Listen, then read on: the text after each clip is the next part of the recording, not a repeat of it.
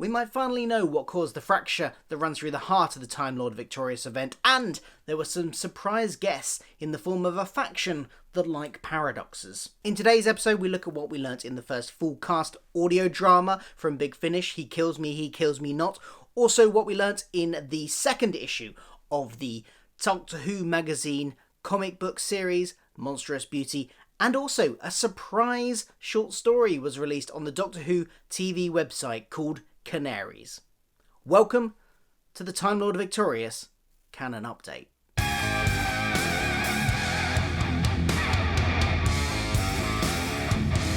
Let's start with He Kills Me Not by Carrie Thompson, which is the very first Big Finish tie into this event that is a full cast audio drama. We've obviously already had the short trips, now we're into full cast territory. So the story starts with Brian hunting some targets. He is an assassin after all. The targets are a woman and her wife. He has been hired to kill one and take the other back to her father. From Brian's perspective, this is the very first thing that happens to him in this event. It happens before the events of the novel The Night, the Fall and the Dead, which we have already read and that I covered in a previous episode. The Doctor happens to stumble across Brian and Felicity. That's the one he's been hired to take back to her father. They've been having a bit of a standoff. She shot him, she's got a weapon pointed at him, she's trying to hold him there as long as possible so her wife, Sophie, can get away. But when they hear the arrival of the TARDIS, they make a deal that they will lie to whoever comes out and pretend that they have been travelling together, because, well, they don't know who to trust. Felicity's wife, Sophie, successfully got away and has taken refuge in the local settlement, under the protection of the local sheriff and a saloon bar owner. It's very sort of Western, this story. I like it. And what follows is a Western style adventure set on another planet, where we've effectively got a story where the Doctor and the sheriff team up to try and rescue Sophie from some captors. Well, Brian, one captor, not captors. So, what do we learn in this story that might be relevant to the whole event? Well, first of all, the Doctor notices that something is wrong with the universe and time itself, as the planet he has landed on is not the lush ocean-filled world he expected. And another planet he mentions, that should be 2 planets away, is not known by Brian and Felicity. Now, there isn't anything in the story itself to place where in the 8th Doctor's timeline this sits. He's travelling alone, but we know he does that at various points in his timeline, so that doesn't really help us place it necessarily. On the cover art, he's wearing an outfit that is the same, or at least very similar, to the ones shown in The Night of the Doctor, which is right at the end of his regeneration. So from that, we can probably surmise that it may be close to that period of his life, and therefore during the conflict of the Time Law. But that seems a little strange, because at the beginning of the story, he's just quite happily going around looking for places to sightsee. And his whole attitude just doesn't quite fit with someone who knows the Time War is going on. And certainly doesn't fit with what we've seen in his own Time War series. Also, if it was during the Time War, you would think that he would speculate that the something wrong with time and something wrong with the universe might have something to do with that conflict. He'd be blaming the Time Lords or the Daleks or something, but he doesn't, which makes me think that maybe it's before the Time War. But then, what about the cover outfit? I don't know. Who knows? Still undecided where this comes. About Brian, we learn a bit more about his split personality with Mr. Ball. Brian describes Mr. Ball as having a direct line to my innermost thoughts and impulses. And because Mr. Ball is Brian's brain, as well as his weapon, just thinking kill makes it happen straight away without the human delay of sending signals to synapses to muscles to pull triggers.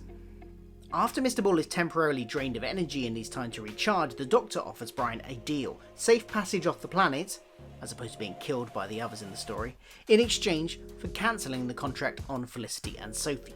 Brian accepts, but just as they're about to enter into the TARDIS, something starts to pull the TARDIS into the vortex. The Doctor just about manages to open the door and get in before it does, and tries to get Brian in too, but Brian is left hanging out of the TARDIS as it enters the vortex. The Doctor tries to help him in, but Brian thinks the Doctor's betrayed their agreement by trying to leave without him, and therefore he plans on killing the Doctor. In the end, this little struggle results in Brian falling from the TARDIS and into the vortex. Now, I mentioned when we covered the novel The Night of the Fall of the Dead in the previous episode that Brian mentioned having been in the TARDIS before, and that was how he got transported to the Dark Times. We can presume this is the event he was referring to, Even though he wasn't ever technically inside the TARDIS, he was kind of hanging out of it. Probably be able to see in though. I mean, he does notice in the novel that the inside looks different. At the very end of the story, the TARDIS materializes, with just the Doctor inside. He exits to be confronted by the Daleks. To be continued, presumably in the next Big Finish adventure tie-in to Time Lord Victorious, The Enemy of My Enemy, out on the 11th of November. Then we've got Monstrous Beauty Part 2, the Doctor Who magazine comic tie-in to the event. With Rose having been captured by the vampires at the end of the last issue, and the Doctor held at gunpoint by Rassilon.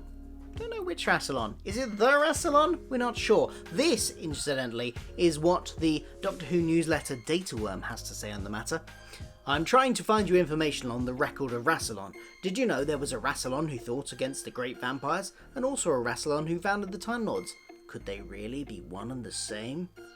I've been searching in the archives, and I'll tell you something. The answer apparently lies inside the Dark Tower on Gallifrey, in a chamber called The Shame. So that's what the newsletter has to say on the matter. Not definitive by any means, but a hint. Will we see the Dark Tower play a part in this story? Or is that there just to tease us about possibilities? The Doctor quickly deals with Rassilon though by ejecting her and her guards from the shuttle that the Doctor and the Gallifreyan scientist Androka had commandeered to rescue Rose from the vampires. We learn a bit about vampire technology during this story. They have apparently unmatched shroud technology to remain hidden. Presumably this is like some kind of cloaking device. Also, their small scout ships, like the one that captured Rose last issue, are called Cucubites. They don't see in the traditional way, they sense by smell and sound, meaning the Doctor's able to trick them into thinking that the ship he is on is one of them by transmitting familiar perceptual information. The vampires' coffin ships appear as giant upside-down cathedrals, and it's said they're carved from the birthing cavern of the Great Old One himself. Inside the coffin ships you'll find many different species of vampires, some of whom are practically slaves themselves, being worked to the bone processing ore and guarded fiercely by some mean-looking vampire guards. That ore they're processing is thoracite. It's the same that the Gallifreyans were seen mining in the previous issue. Apparently, it's vital for Gallifreyan's fusion reactors. The Doctor references a previous encounter he's had with a vampire. No, not the State of Decay vampires, but a Doctor Who magazine comic called Tooth and Claw, available apparently in the Endgame comic collection. The vampire Friar Greystock can smell that the Doctor's a different species he hasn't encountered before, and is very intrigued. He's less intrigued by the common Gallifreyan Androkan though, and probably kills him. Then the Friar takes the Doctor to his mistresses and finds the trio dead in a pile on the floor, killed by the apparently newly vampirized Rose. And that's where the cliffhanger was. I mean, Rose is a vampire, the Doctor's Gallifreyan friend's been killed. What's going to happen next? We've only got one issue left. And presumably by the end of that, the Doctor has somehow commandeered a coffin ship and will have arrived to confront the 10th Doctor, as we saw at the very end of the novel, The Night the Fallen the Dead. But we'll have to wait to the 12th of November for that one to find out. Another surprise entry into the event dropped in to tie into the release of the anthology book, The Wintertime Paradox by Dave Rubin. The book itself isn't part of Time Lord Victorious, but to tie into the release of the book, the author of that book wrote a special short story that was released on the Doctor Who TV website in order to tie into both the book and Time Lord Victorious. And this is the story that might possibly help us explain the origin of the time fracture, as well as giving us some nice little other Easter eggs and some surprise cameos. In lieu of any other suitable picture to use in this segment, I'm just going to go ahead and stick the Wintertime Paradox on the screen for most of this bit. So I know it's not what we're actually talking about, but deal with it, okay? So the setting of this story is a small one-room, unassuming museum in the town of Verbier in Switzerland. The year appears to be around 2064, as we're told the museum was founded in 2044, and there are many references to 20 years ago. It's run by Anke von Grizel, and only Anke von Grizel. It's a really small museum. It's basically a room in the front of her house. What is the subject of this museum, you ask? I did not ask that. Not you. It's a museum of impossible things. What type of things, you ask? Don't. Things that shouldn't exist, like pipes made by companies that have never existed, a Hitler-stamped coin dated 1953, a Toclafane. Basically, things from other alternative timelines. The Doctor is aware of this collection, and Anke, I apologise to any Swiss people watching if I'm pronouncing this name wrong. I'm just taking a guess, really. Anke regularly receives phone calls from them in different incarnations asking to examine the artifacts, a request she always refuses. Some of the exhibits tie directly into Time Lord Victorious' plot. There's a shard of crystal from the planet Mordella, which is the Keturah base in the novel The Night, the Fall and the Dead. The crystals are what we previously have learnt is what the Keturah channel their energy through to emit the wave that alters a species' lifespan. There's also a black tuxedo tie, which we can probably presume belongs to Brian the Ood Assassin, as he is depicted wearing one throughout the event. And also, there's the diary of Adelaide Brooke, the famous astronaut whose destiny was changed in the waters of Mars. The diary in Anke's possession has regularly changed to being full of blank pages, as if unsure what the famous astronaut's end should be.